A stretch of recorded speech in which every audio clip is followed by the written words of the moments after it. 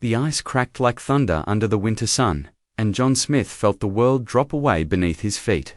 One moment, he stood laughing with his friends on the frozen expanse of Lake St. Louis. The next, he was plunging into water so cold it felt like knives against his skin. The Missouri afternoon light filtered down through the surface above him, growing dimmer with each passing second as the frigid water pulled him deeper into its grip.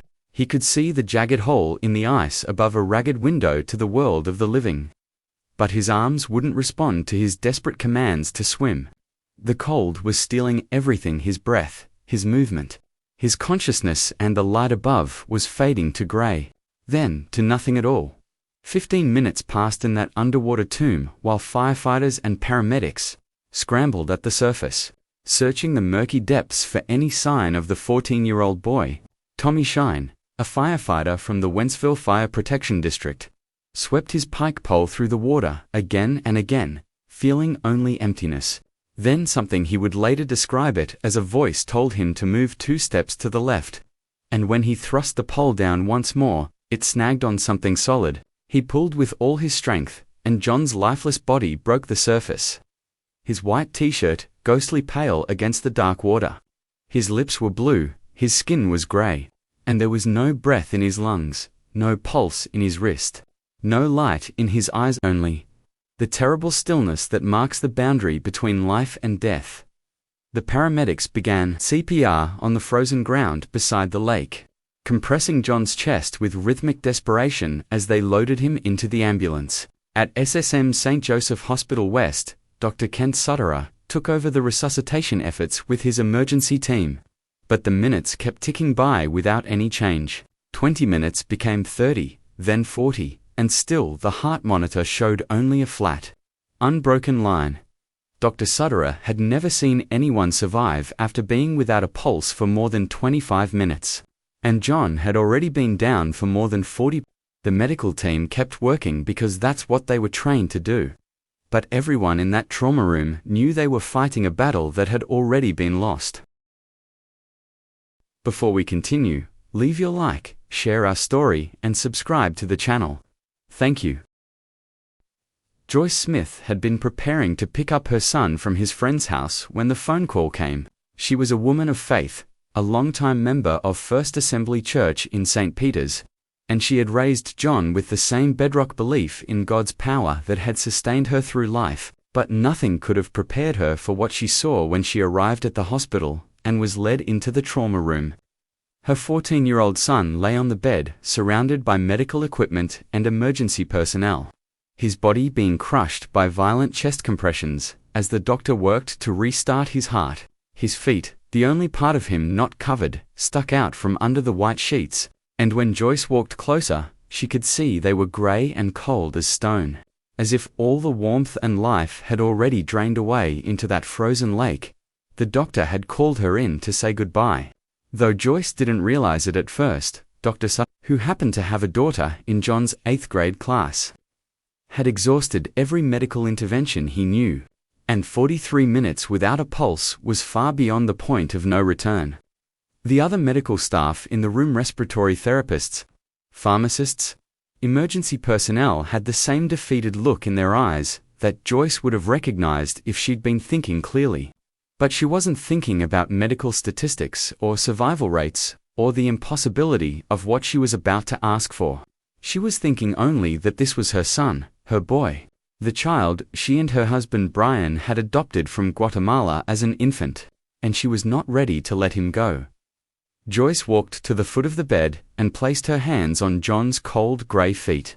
The machines around him beeped their monotonous warnings, and the medical team continued their mechanical work. But Joyce closed her eyes and did the only thing she knew how to do in moments when human strength fails.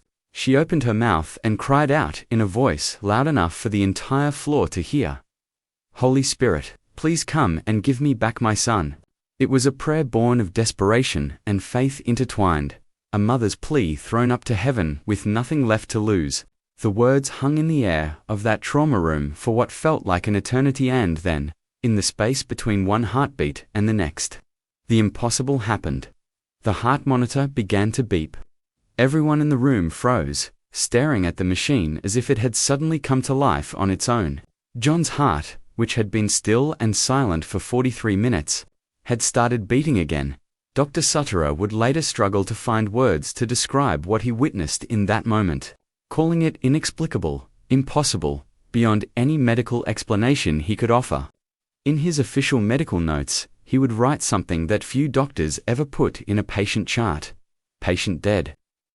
Mother prayed. Patient came back to life.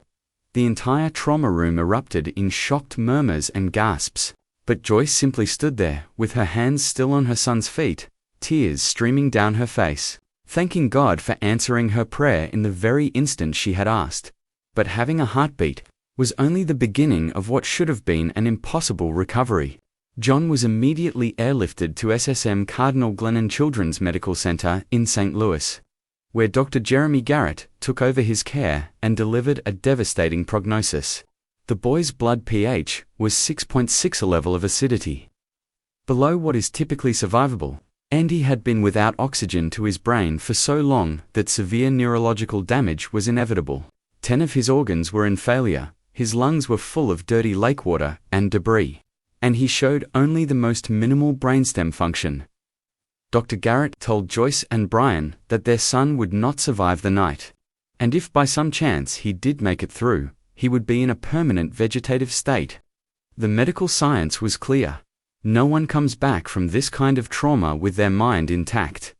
Joyce looked the doctor in the eye and told him something that must have sounded like denial or delusion in that moment. "Do your best," she said firmly. "God will do the rest. But I want no negatives to be spoken around him." She had seen God answer her prayer once already in that trauma room at St. Joseph Hospital, and she wasn't about to give up on the miracle that had only just begun. Her faith was a living thing, tested and proven through years of believing in what couldn't be seen. And she knew in her bones that God wasn't finished with her son yet. That night, word of John's condition spread through their church and out across social media, and prayer chains began forming across St. Louis, then across Missouri, then across the entire country as strangers joined their faith to Joyce's desperate hope. Pastor Jason Noble of First Assembly Church gathered with 4 other pastors in John's hospital room, and they began to pray with an intensity born of both faith and desperation. The atmosphere in that room changed as the men laid hands on the unconscious boy and called out to God for healing. Noble would later describe seeing something he couldn't quite explain: thousands of swirling, colorful lights around John's head, like a divine rewiring of his damaged brain. The other pastors couldn't see what Noble was seeing, but they all felt the same presence in that room. The same sense that heaven was bending down to touch earth. Then, in a moment that defied every medical prediction, John's shoulders lifted off the bed, his eyes opened wide, and he reached out and grabbed Pastor Noble's hand with a grip that was very much alive. The doctors ran test after test, trying to understand what was happening inside John's body. They expected to find massive infection in his lungs from all the dirty lake water he'd aspirated, but when they took a biopsy, it came back completely sterile, cleaner than the lungs of a healthy person who'd never been underwater. His white blood cells, which had been getting destroyed faster than they could be produced, suddenly stabilized. His organs, one by one, began to function again, and most impossibly of all, his brain, which should have been irreparably damaged from oxygen deprivation, was perfectly intact. The medical team had no explanation for any of it. No framework to understand how a boy who'd been clinically dead for nearly an hour could be sitting up, talking, and recognizing his family. 7 days after falling through the ice, John was taken off the ventilator and breathing on his own. The doctors had predicted he would die. Then they predicted he would live but never wake up. Then they predicted he would wake but never be himself again. Every prediction had been wrong. On February 4, 2015, just 16 days after being pulled lifeless from Lake St. Louis, John Smith walked out of Cardinal Glennon Children's Medical Center on his own 2 feet. He had some scrapes on his arms and legs from the jagged ice, and he'd lost 20 pounds. But his brain was perfect. His organs were functioning, and his future was wide open. Dr. Garrett, who had given him a 1% chance of survival, could only shake his head in wonder and declare what everyone already knew: it's a bona fide miracle. The story spread like wildfire across the nation, shared and reshared on social media as people marveled at the modern-day Lazarus story unfolding in Missouri. Joyce began receiving hundreds of messages every day from people around the world who said they were praying for John, that his story had strengthened their faith, that they needed to believe miracles were still possible in this skeptical age. An atheist friend of the family in Germany messaged John to say that, for the first time in his life, he had prayed to God and he had goosebumps. The ripples of that one prayer in a hospital trauma room were spreading outward in ways that no one could have predicted, touching lives and rekindling hope in hearts that had grown cold with doubt. John returned to Living Christian School within 2 weeks of leaving the hospital, and soon he was back at the St. Peter's Recplex shooting basketball with his 2 friends, Josh Sander and Josh Rieger, the same 2 boys who had been with him on the ice that day.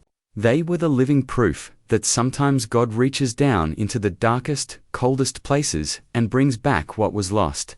John had no memory of his time under the ice or the hour he spent hovering between life and death.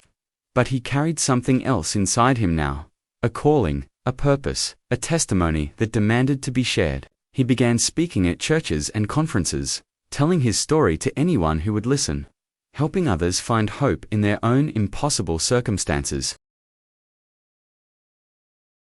The miracle didn't end with John's recovery, kept unfolding in the years that followed, like a flower blooming in slow motion.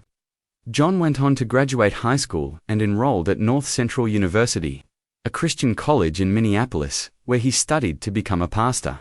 He proposed to his high school sweetheart, Abby Matt, at Christian High School in O'Fallon, the very place where they'd shared their first kiss hand. They were married in October 2020.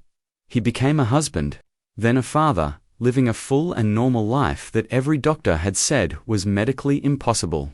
The boy who should have been dead, or, at best, a vegetable, was now ministering to others, raising a family, and using his story to point people toward the God who had refused to let him go. In 2019, John's story became a major motion picture called Breakthrough, starring Chrissy Metz from This Is Us as Joyce Smith and Marcel Ruiz as John.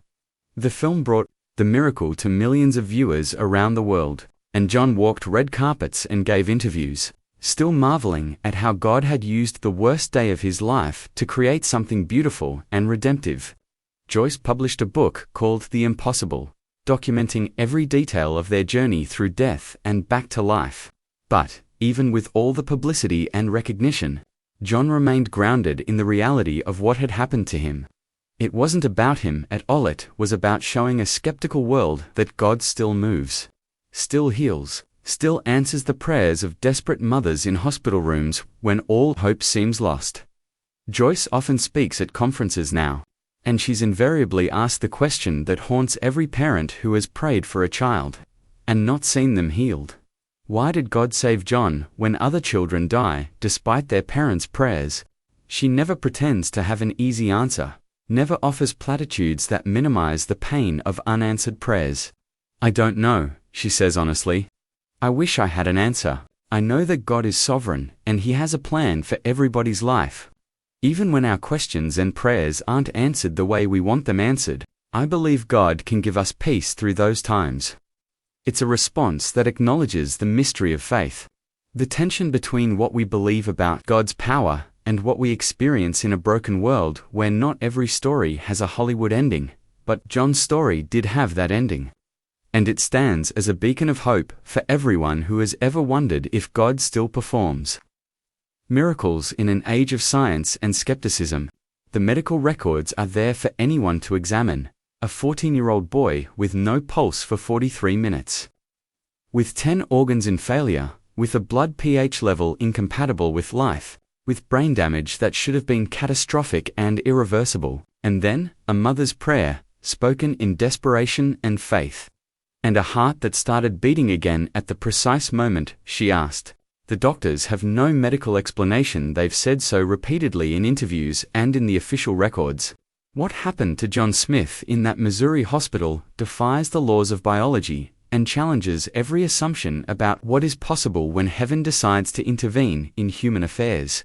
Today, when people ask John what he remembers from his time under the ice, he tells them honestly that he has no memory of those 15 minutes in the water or the hour without a pulse. But he doesn't need memories of death to appreciate the gift of life. Every morning he wakes up is a reminder that he shouldn't be here.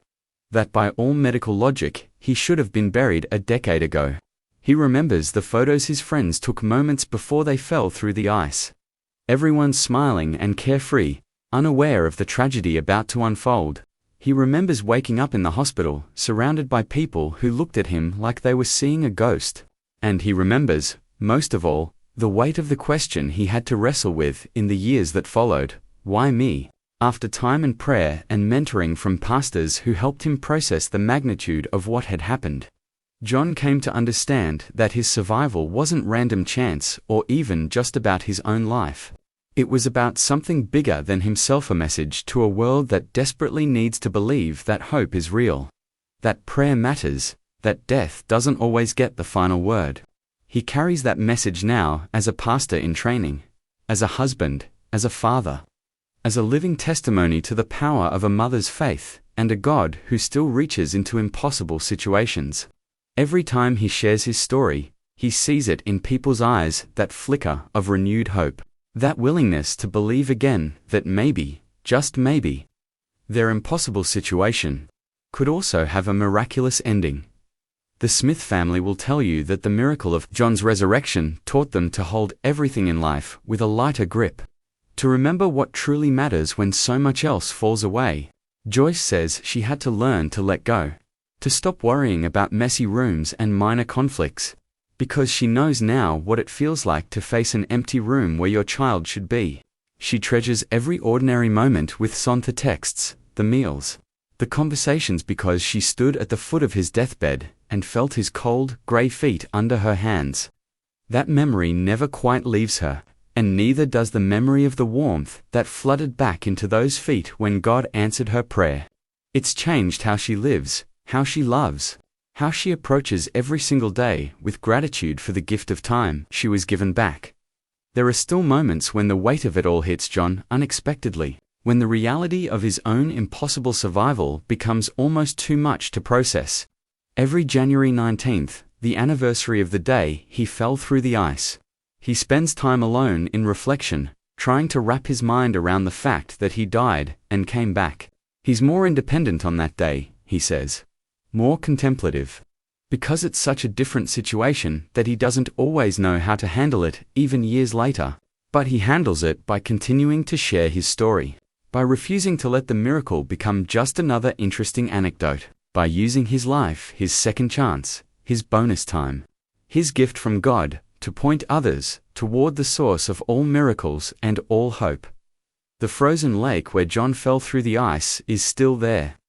In Lake St. Louis, Missouri, thawing and freezing with the seasons, indifferent to the miracle that happened beneath its surface. The hospital where Joyce prayed her desperate prayer is still there too. Still treating patients, still fighting to save lives with medicine and machines and human skill.